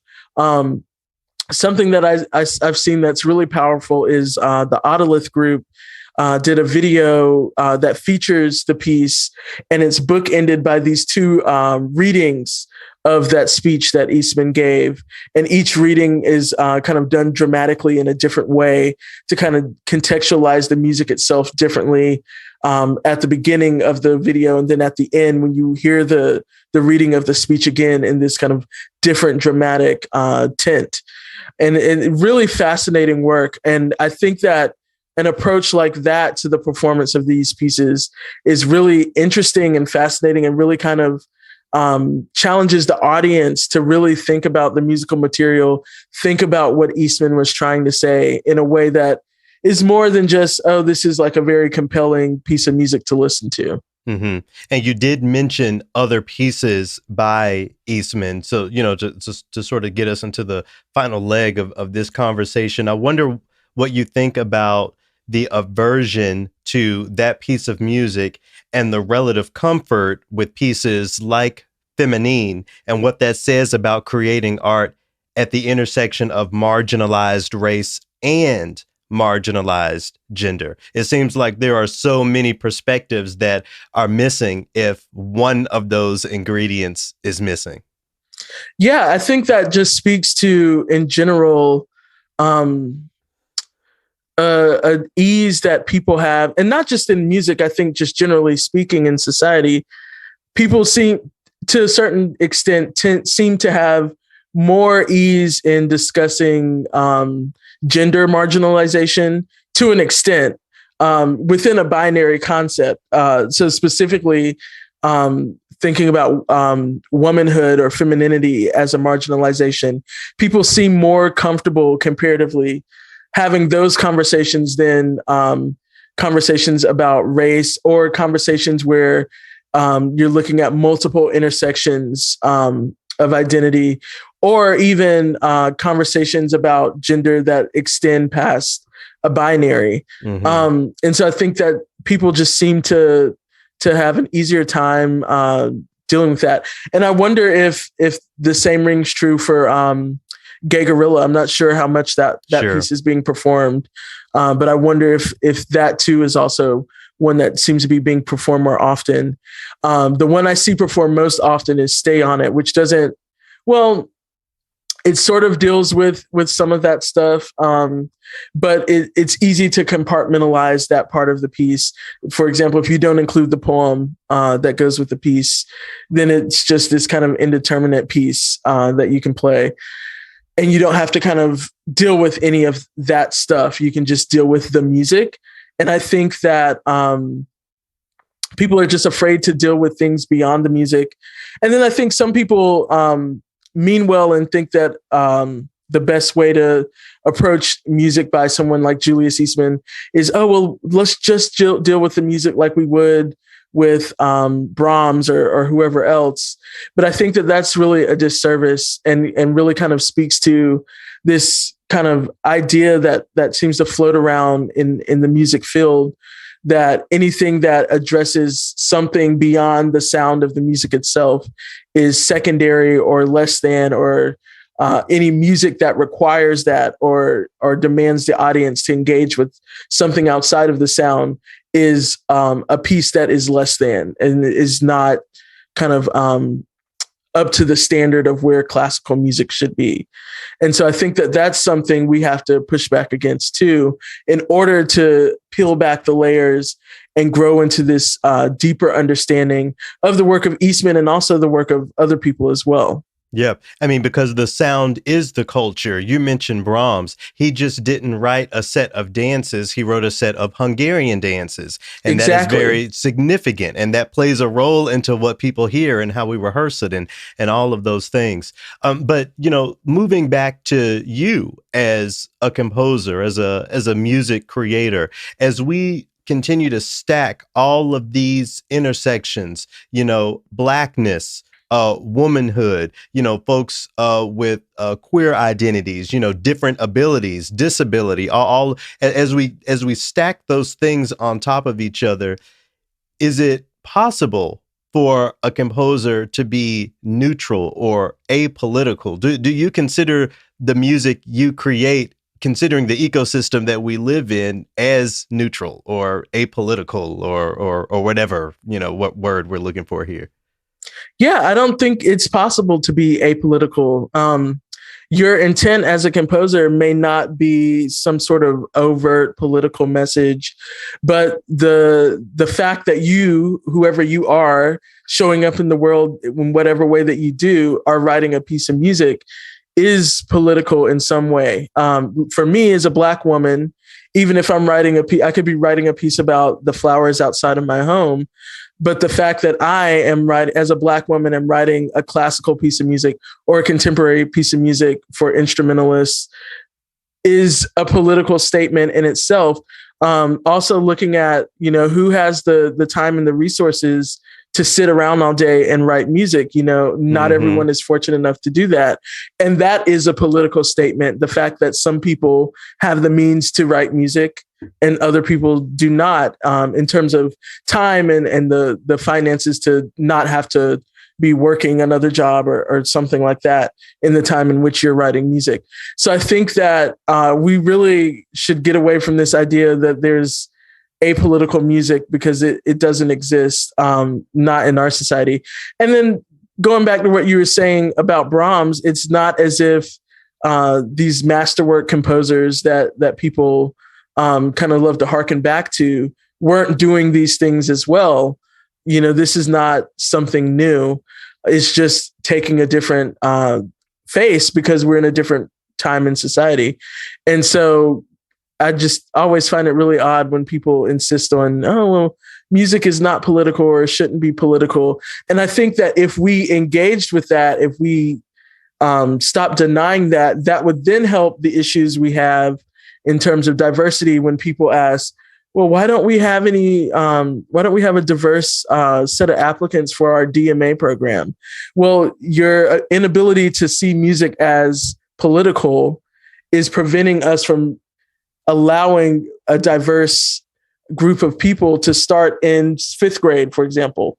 And then by the time, you're getting to DMA stuff, like, people have kind of gone in a different direction. Yeah.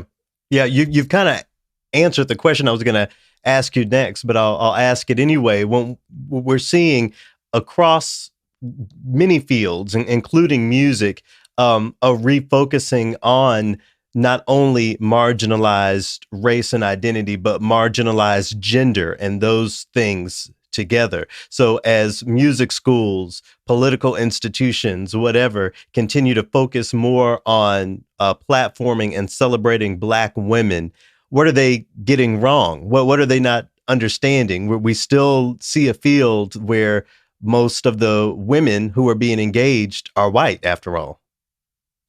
Yeah, I think that for one, there could be more focus on specifically naming these kind of multiple marginalized identities. So instead of saying, oh, we're specifically looking to champion women, be more specific. We're specifically looking to champion Black women, or it could even be women with an emphasis on Black women, or people who do not identify as cisgender males, or whatever the case may be. So I think that's one thing. Because I see a lot of times there's like, oh, we're interested in working with a Black composer, for example, or we're interested in working with a white composer or a woman composer. And so it's like, what about people who kind of fall in between those two things? Mm-hmm. The other thing is something that I feel like we're really, really missing is there's not enough emphasis on diversity in the K through 12 space, because I feel like a large problem is, people aren't even making it to the place where they would be looking to be commissioned by such and such ensemble, or they're looking to perform at such and such place, because they're getting weeded out way before that from years of just microaggressions in that space, not seeing other performers, composers, conductors who look like them, not engaging with music beyond kind of a certain scope.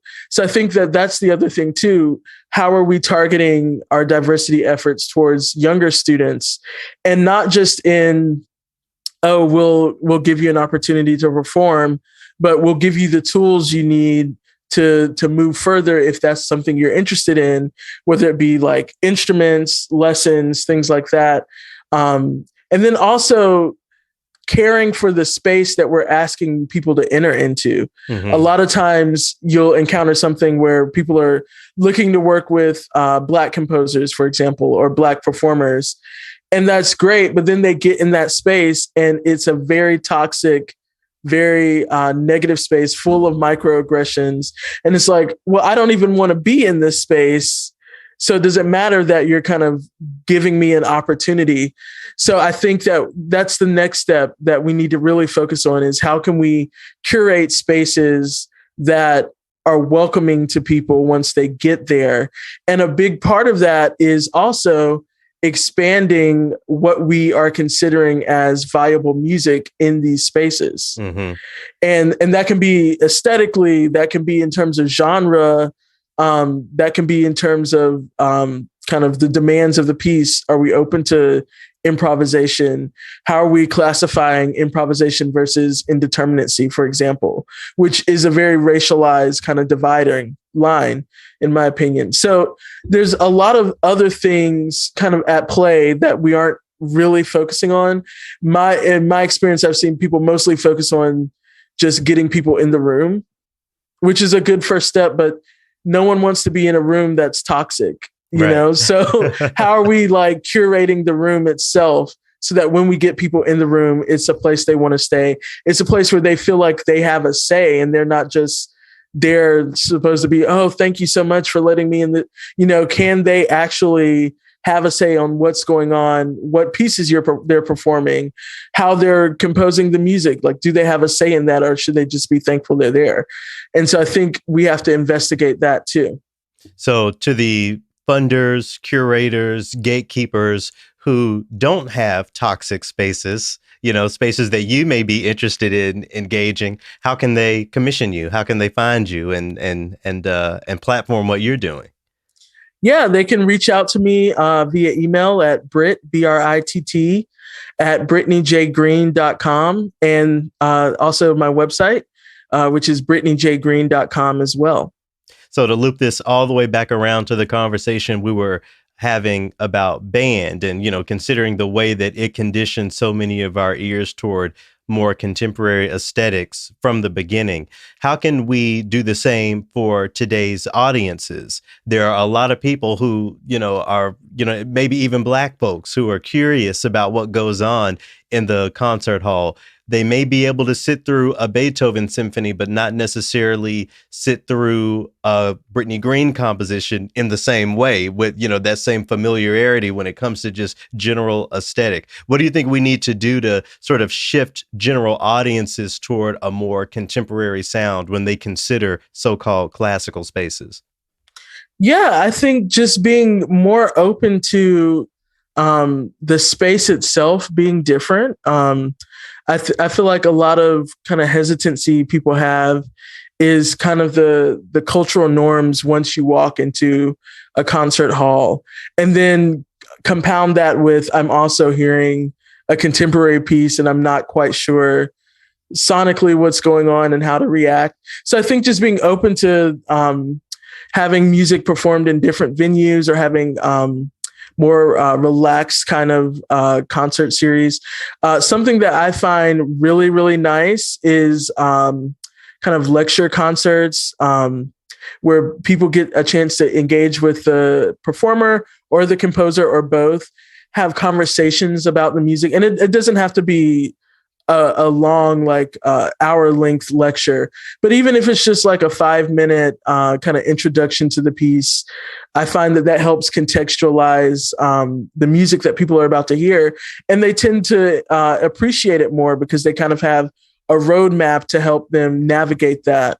People write program notes all the time and we assume people read them, but sometimes they don't. And sometimes it's just nice to have a living face speaking to you, kind of talking about the music and kind of being open to engaging with the audience in that way. I've even been to some concerts where, and I felt like this was really effective, where the composer introduced the piece, the piece was performed. And then the composer came back up and kind of talked a little bit more about the piece and kind of fielded a few questions from the audience. And then people got to hear the piece again after the context of the conversation that they just had together. And so that kind of gives people a roadmap and kind of contextualizes what they hear, but then also invites them to be a part of the music process instead of just observing the music happening. And I think that that's something that's really important, especially in 2022. People are used to being able to engage with whatever art or entertainment they're interacting with and not simply witness it happen kind of from afar. So any situation where we can invite people into that process, even down to installations or things where people can actually be a part of the music making itself, any kind of way to invite the audience in, I think is really helpful.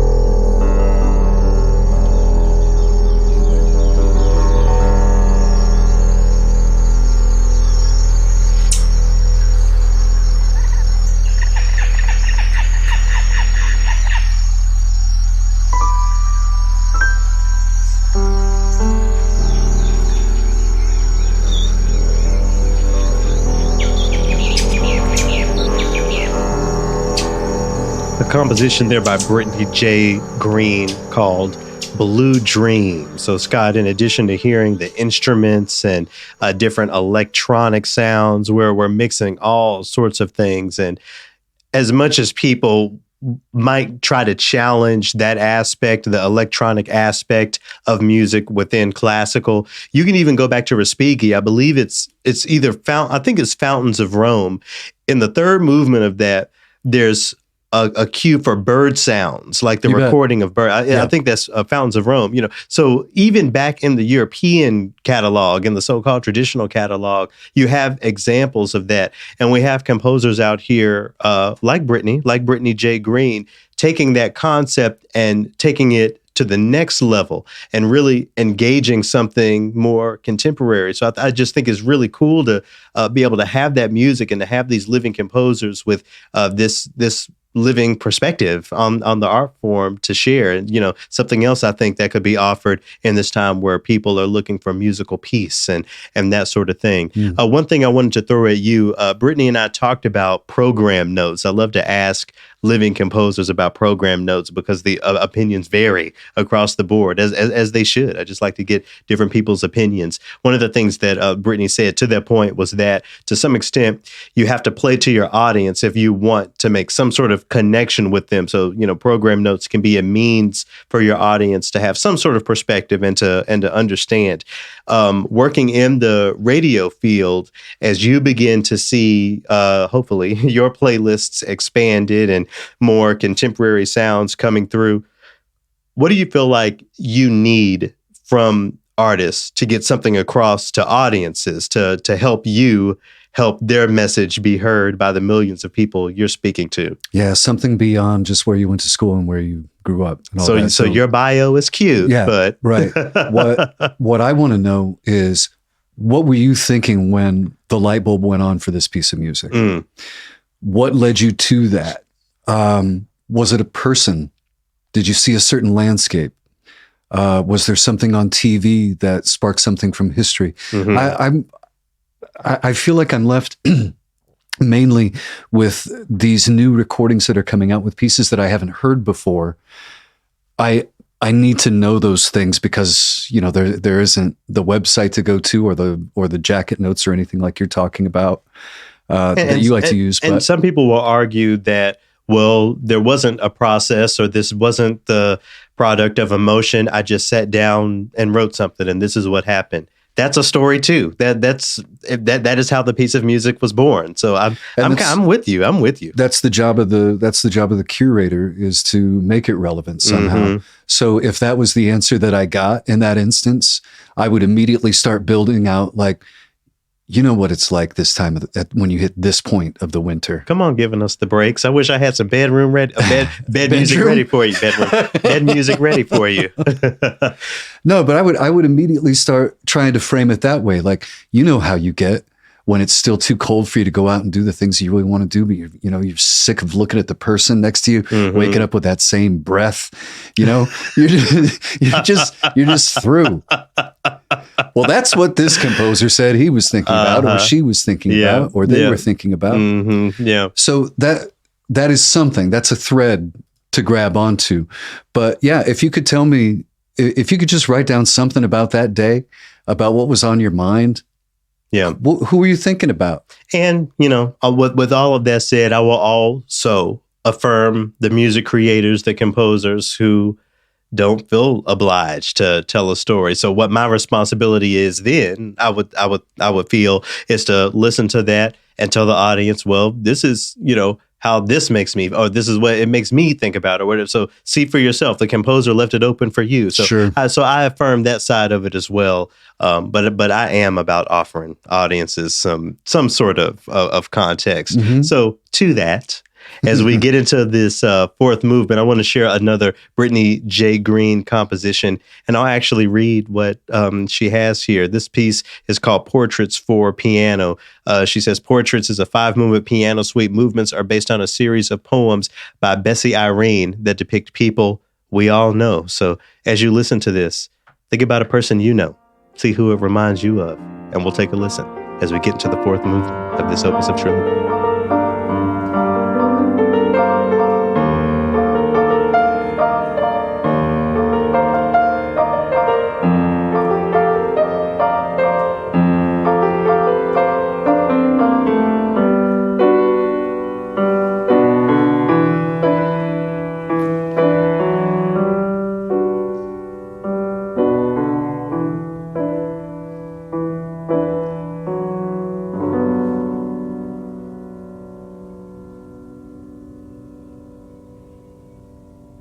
So to affirm both sides of the conversation we were just having, yes, notes about, some program notes about what we just heard are definitely useful when portraying something to an audience. And, they can benefit from knowing the circumstances under which that piece of music was written. Again, as I read earlier, based on poems by Bessie Irene.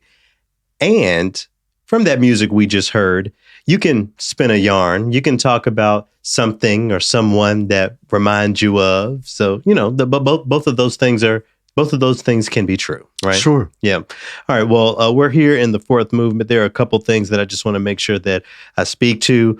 First and foremost, the state of Texas is doing it again. And with everything that's going on in Ukraine, it's been easy for this bit of news to fall under the radar. I want to make sure that folks know what's going on. I'm reading here from Texas Tribune. It says transgender Texas kids are terrified after governor orders that parents be investigated for child abuse. It says here, it makes me feel who I truly am. I don't feel singled out for not being like other girls in school anymore, Adeline said. It's just very special for me that my mom takes me all the way over there. Adeline, who stands tall at 5'5" and is outspoken in class, had been having panic attacks in school as she approached puberty. After she started seeing the doctors in North Dallas, the attacks stopped. But last week, the panic attack started again when Republican Governor Greg Abbott, 7 days before the GOP primary election, in which he's being accused of not being conservative enough, ordered state child welfare officials to launch child abuse investigations on reports of transgender kids receiving gender-affirming care. We all had to face the brunt and go through the trauma of puberty and what that did to our bodies, to our minds, our relationships with our friends, our families. Add being trans on top of that, and you already have enough to deal with. These young people have enough to deal with. Now these young people have to know and understand that the so-called grown-ups in the Capitol building basically want them dead. I mean, what else are we supposed to say? Send their parents to jail? Say that their parents are abusing their children for affirming their gender identity, their truth? We can preach against this all day, but what I just want to say is that this is not, we should not see this as an opportunity for arts organizations. I believe Texas arts institutions have a responsibility to speak something out. In the issue in Ukraine, even Switzerland, so-called neutral Switzerland, has moved away from that abstract stance and done something, right? So arts institutions need to do the very same thing, especially arts institutions down there in Texas. We talk about engaging audiences, engaging communities. If I were the head of any arts institution, I would see it as my responsibility to speak up to something like this, to have some sort of day in the arts, or to give money to some organization that's trying to fight against this, or create safe spaces for these trans youth. I also, while we're on this topic, let me sidebar here. Did you hear about the Don't Say Gay down in Florida? No, I haven't. That passed. Florida House Representatives passed a controversial bill last Thursday limiting when and how teachers and school staff can discuss gender and sexual orientation in the classroom. Wow. So basically, don't ask, don't tell 2.0. So let's tie that to the arts. If you happen to learn about Tchaikovsky or Bernstein or Copland or Julius Eastman, who we talked about today, or any of these folks, that is just part of their lives that we need to pretend didn't exist. I say that's what this Don't Say Gay is trying to get teachers to do. Right. That's not what I do. Listen, arts institutions, you have a responsibility. The time for being neutral is over. There is no neutral. And with everything that's going on over in Europe, these are things that we have to also remember, that we also have to respond to. So as you find your recordings of Shostakovich, of Prokofiev, of all the Ukrainian composers, the Ukrainian women composers, the platform to engage what's going on in the world, you have a responsibility to engage what's happening here on domestic soil, and the hate that's being put on marginalized people, the perpetuation of hate, even children. You have a responsibility, arts institutions. Let's do something. Let's pick it up. I'm using my platform to bring awareness to it. Use your platforms to do something. The next little triloquy here before we head out, I'm just going to play a couple clips, Scott. I'm not even going to say anything. I'm just going to bear some material. Let's take a listen. But this isn't a place, with all due respect, like Iraq or Afghanistan, that has seen conflict raging for decades. This is a relatively civilized, relatively European, I have to choose those words. Relatively civilized. Okay, let's see who else had something to say. Here's another little clip. He was almost close. Syria. These are refugees from neighboring Ukraine. I mean, that, quite frankly, is part of it. These are Christians, they're white. Okay, so, they're Christian and they're white, so that means we actually need to pay attention to what's going on in Ukraine. Let's take another listen to something else. The unthinkable has happened to them. And this is not a developing third world nation. This is Europe. Okay, let's try yet another. What's compelling is just looking at them, the way they're dressed. These are prosperous, I'm loath to use the expression, these are prosperous middle-class people. These are not obviously refugees trying to get away. Help me. Hey, in the days leading up to this whole invasion, there were American journalists over there just blown away that they had hipsters in Ukraine. Just could not fathom the mind reels that they have trendy bars and pubs, as if that, you know what I'm saying. So we have people not only, trying to shit on all the brown people around the world who have been refugees by saying, the Ukrainians, this is something different. Mm-hmm. This is something that we should actually pay attention to, respond to. Yeah. We have the issue within Ukraine of the anti-Blackness. And this is really, Scott, what has challenged me these past few days. I'm a humanist. I believe in the vitality and the autonomy of all living people. I believe that I chant every day for happiness for all living beings. That's the last of my silent prayers in front of my altar. That is not changed by what I have seen when it comes to anti-Blackness in Ukraine, but it has definitely been challenged. I'm sure that you've seen video footage of Black folks in Ukraine being denied train access, being held up at border points. The anti-Blackness is global. That's something that we have to name. That's one of those ugly truths that we have to acknowledge. And as we send support, moral support, financial support, supportive resources to the people over in Ukraine during this trying time, we have to acknowledge the anti-Blackness that's going on and have the nuance of the conversation to understand that race is always going to be a part of the discussion. I don't want to hear people talking about, oh, you're always making this about race. They're making it about race over there by denying these African students exits, by not letting them get on these trains. I had to see what the precedent was in years prior when it comes to this issue. And I found an article on Washington Post. The title is, "A cop in Ukraine said he was detaining me because I was Black. I appreciated it." I'll let y'all read the article, but basically this Black man talks about when he got to Ukraine, no one would rent him an apartment. He was having all sorts of issues finding somewhere to live. And he writes here, certainly Black, let me name the writer. This is Terrell Jermaine Starr. He writes here, certainly Black skin, and this is, by the way, this is from what year? 2015. So 7 years ago. Certainly, Black skin creates hurdles in the United States. Here, racism systemically, but usually covertly, obstructs African Americans from fully enjoying all the freedoms afforded to white people. But racism in Ukraine was much more blunt, always in my face, unabashed, and in plain view. I never had to guess whether a person's remarks carry racist undertones or if an officer's stop was fueled by prejudice. Ukrainians always let me know where I stood with them, good or bad, and I appreciated it. So,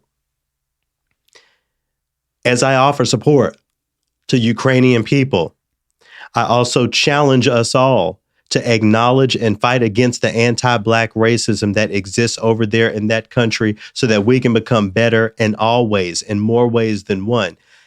Am I supposed to set those things aside, Scott, and go over there and shoot a gun or post something on Facebook, understanding how I would be treated over there? Yeah, more likely than not. I see your perspective, yeah. It's a very hard conversation. Yeah. It's a very ugly truth, but we have to deal with it. You know, we said during the early months of COVID, that crisis doesn't create character, it reveals it. This is what we're seeing in Ukraine.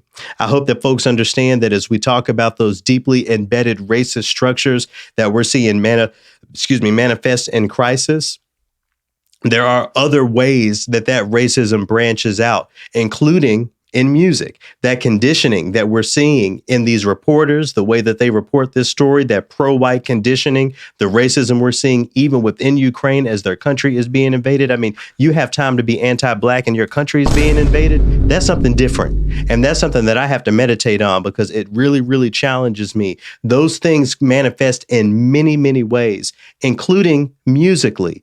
Seeing people's racism is louder than anything else. You don't have to say anything. You don't have to say the N-word. We just need to see what's out there. So as we continue to critique and make sure that we're challenging racism everywhere it exists, not only in word, but in action, we have to do the same in music.